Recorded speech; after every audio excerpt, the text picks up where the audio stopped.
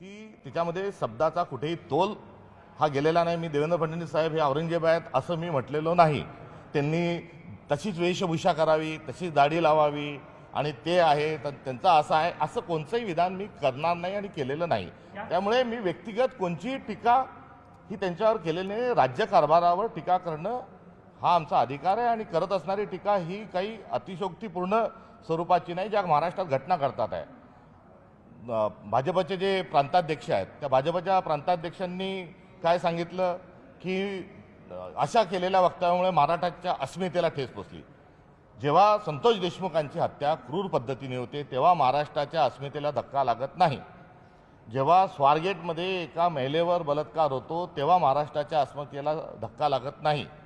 जेव्हा परभणीमध्ये दोन समाजामध्ये तेढ निर्माण होऊन त्या ठिकाणी एक कस्टडीमध्ये एखादा मृत्यू होतो त्यावेळेस महाराष्ट्राच्या अस्मितेला ठेच पोचत नाही। खासदार आणि केंद्रीय मंत्र्यांच्या घरातील लेकीबाळीला महाराष्ट्रातल्या एका लेकीबाळीला छेडल्या जातं तेव्हा महाराष्ट्राच्या अस्मितेला धक्का पोचत नाही। कैलास नागरेसारखा एक राष्ट्रपतींनी गौरवलेला शेतकरी 8 पानी पत्र लिहून आत्महत्या करतो, शेतकऱ्यांच्या आत्महत्या तेव्हा महाराष्ट्राच्या अस्मितेला ठेच पोचत नाही। मात्र देवेंद्र फडणवीस यांच्या संदर्भात जर काही बोललं तर लगेच महाराष्ट्राच्या अस्मितेला ठेच पोचते। हे जो राजकीय स्तर आणि ही राजकीय जी भाषा भाजपकडून वापरली जाते ही अत्यंत चुकीच्या पद्धतीने आहे। काल एक खासदार म्हणाले की मागच्या नरेंद्र मोदी साहेब जे आहेत ते मागच्या जन्मात शिवाजी महाराज होते। आता पुढे चालून आपल्याला असे ऐकायला मिळेल की भाजपचं कोणीतरी असंही म्हणू शकतं की देवेंद्र फडणवीस साहेब त्याच्या मागच्या जन्मात शिवाजी महाराज होते। अरे काय बोलताय तुम्ही? आणि महाराष्ट्राच्या अस्मितेच्या बाता करणाऱ्यांनी ते राहुल सोलापूरकर का फोलापूरकर तो कोण काय आहे तो जेव्हा शिवाजी महाराजांबद्दल अपशब्द काढतात त्यानंतर तो कोठरेकर का पठरेकर जो कोणी काय आहे तो शिवाजी महाराज ते शिवाजी हा ते अशा लोकांचं नावही कशाला घ्यायचं। ते जेव्हा शेलक्या भाषेमध्ये छत्रपतींबद्दल बोलतात तेव्हा महाराष्ट्राच्या अस्मितेला ठेच पोचत नाही। जेव्हा छत्रपती शिवाजी महाराजांचा पुतळा पडतो आणि त्यातल्या आरोपीला ताबडतोब जमानत मिळते तेव्हा महाराष्ट्राच्या अस्मितेला ठेच पोचत नाही। उलट पक्षी या सरकारने महाराजांचा अपमान करा आणि सुरक्षा मिळवा अशी एक योजना काढली आहे का हाही प्रश्न या निमित्ताने उपस्थित होतो।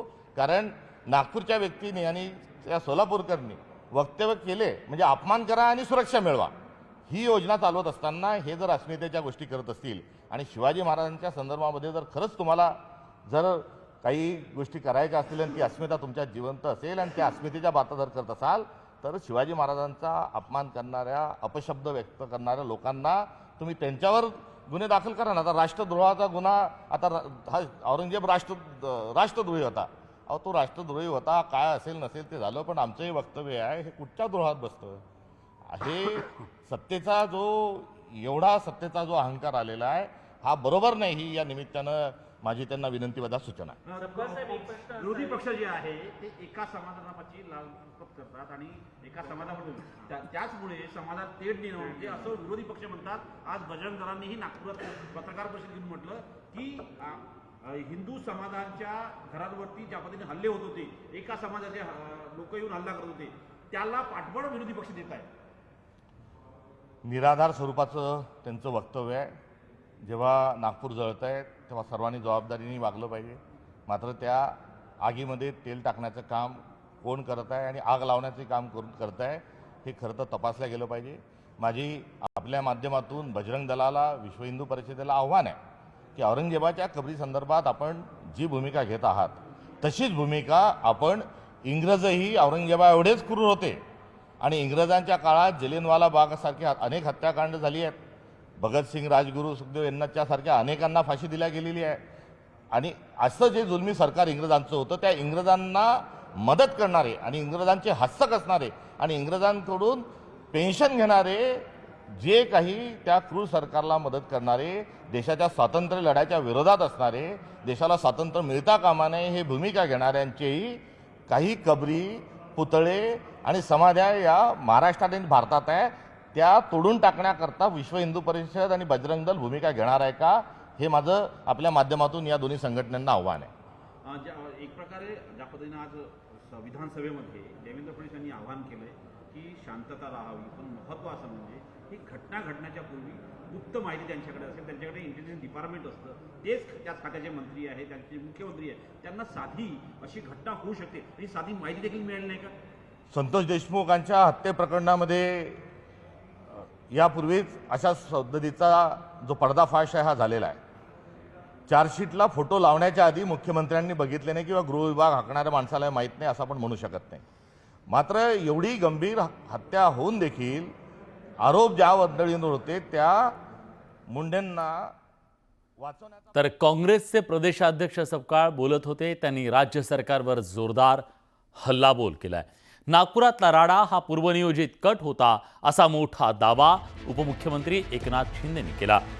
ज्या मोमीनपुरामध्ये घटना घडली तिथं एरवी अनेक गाड्या पार्क असायच्या, मात्र काल तिथं गाड्या नव्हत्या असं शिंदेंनी म्हटलंय. समाजकंटकांना शोधून कडक कारवाई होईल असं आश्वासन उपमुख्यमंत्री एकनाथ शिंदेंनी दिलं.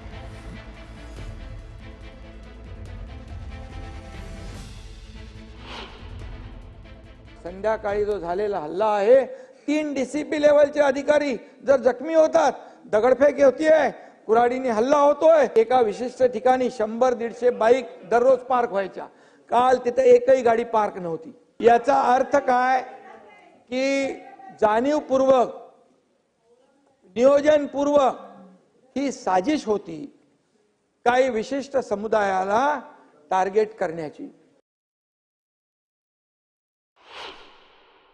ज्यांनी पोलिसांवर हल्ला केलाय, निवेदन मुख्यमंत्र्यांनी केलेलं आहे, कायदा हातात घेतलेला आहे, कायद्याचं राज्य आहे, ज्यांनी कायदा हातात घेतलाय त्यांच्यावर कडक कारवाई सरकार करेल अशा प्रकारची भावना आणि भूमिका सरकारने घेतलेली आहे. त्यामुळे इथून पुढे औरंग्याचं समर्थन, औरंग्याचं उदात्तीकरण कुणी खपून घेणार नाही. नागपुरातल्या हिंसाचारानंतर विश्व हिंदू परिषदेनं पत्रकार परिषद घेत आक्रमकपणे भूमिका मांडली आहे. नागपुरातला हिंसाचार सुनियोजित कट असल्याचा आरोप विश्व हिंदू परिषदेच्या पदाधिकाऱ्यांनी केला. तसंच या हिंसाचार ज्याच्या वाहनांचं नुकसान झालं त्याची भरपाई अटक केलेल्या आरोपींकडून वसूल करा अशी मागणी विश्व हिंदू परिषदेनं पत्रकार परिषदेत केली.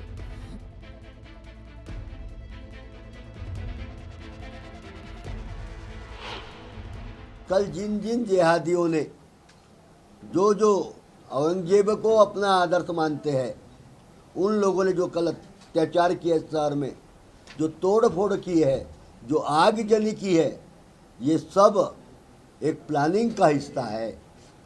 और उन्होंने ये सब पूरा प्लानिंग करके सब काम किया है. जिन जिन लोगों पे FIR हो रही है, जिन जो कल के घटना में सम्मिलित थे, उन सब के घरों को नष्ट किया जाए. उसको बेचकर जो हमारे हिंदू परिवार की गाड़ियाँ जलाई गई है, 50-60 के ऊपर तो बाइकें जली है, 4 व्हीलर जली है, और हमारी जाने आने वाली बहनों को छेड़ा गया है. ऐसा जितना भी हमारा नुकसान हुआ है मेरे हिंदू समाज का, उसकी भरपाई की जाए. यासोबत बुलेटिनमध्ये एक छोटासा ब्रेक घेतोय. ब्रेक नंतर लगेच परत येतोय. कुठे जाऊ नका, पहा फक्त न्यूज 18.